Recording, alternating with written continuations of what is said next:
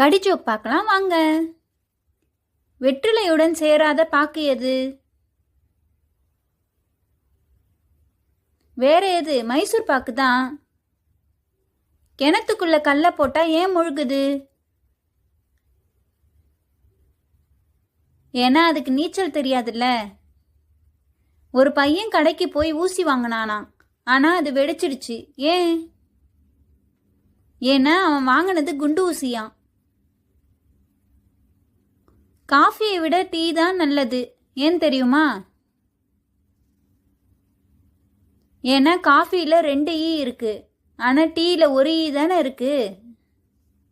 பொங்கலுக்கும் தீபாவளிக்கும் என்ன வித்தியாசம்?